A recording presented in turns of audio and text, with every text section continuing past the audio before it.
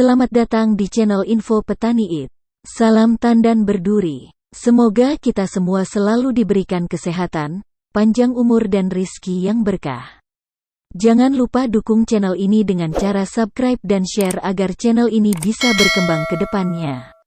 Harga TBS atau tandan buah segar hari ini Jumat tanggal 22 Juli tahun 2022 mengalami penurunan di kalangan petani. Harga hari ini di pabrik PT Sak Muara Timpeh Darmasraya Sumatera Barat kini turun Rp35, yang kemarin tanggal 19 sampai tanggal 21 Juli tahun 2022 Rp1.115, sekarang menjadi Rp1.080. Harga RAM hari ini mengalami penurunan Rp45, yang kemarin tanggal 19 sampai tanggal 21 Juli tahun 2022 Rp1.200. Sekarang menjadi Rp1.145. Dewan Pembina Asosiasi Petani Kelapa Sawit Indonesia, Apkasindo, Muldoko mengingatkan para petani sawit agar bisa bijak mengatur keuangan, terutama di situasi ketidakpastian seperti saat ini. Harga tandan buah segar, TBS, petani belum normal setelah anjlok karena larangan ekspor minyak goreng dan CPO. Perlunya petani sawit itu manage keuangannya dengan baik. Kita punya pengalaman selama ini tidak ada yang bersifat, semua naik turun sama dengan kehidupan kita, katanya dalam sambutan Kompas Talks, kondisi perdagangan kelapa sawit Nusantara, Kamis, tanggal 21 Juli tahun 2022. Harga TBS petani saat ini memang tengah menyentuh titik terendah, mencapai Rp400 per kilo dari harga normal Rp4.000 per kilo. Akibatnya, banyak petani menjerit dengan situasi ini. Muldoko pun mengingatkan cara agar petani tetap bisa hidup.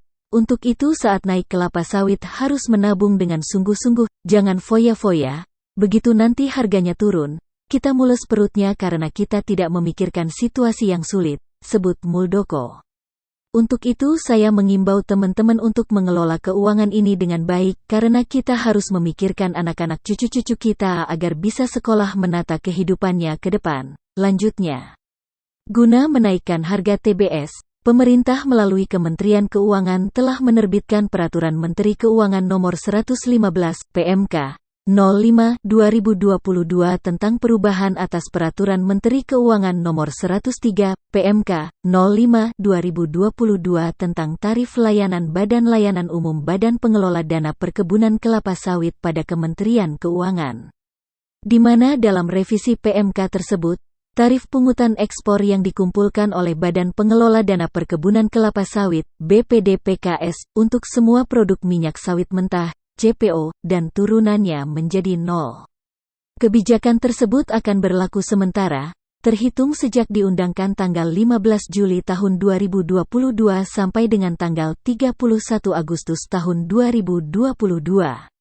Tender harga minyak sawit mentah, CPO, pada PT Karisma Pemasaran Bersama Nusantara, KPBN, pada Kamis, tanggal 21 Juli tahun 2022, tercatat tender harga CPO turun menjadi Rp9.000 per kilo, dengan demikian terdapat penurunan sekitar Rp100 per kilo, bila dibandingkan dengan tender harga CPO pada Rabu, tanggal 20 Juli tahun 2022, yang mencapai Rp9.100 per kilo.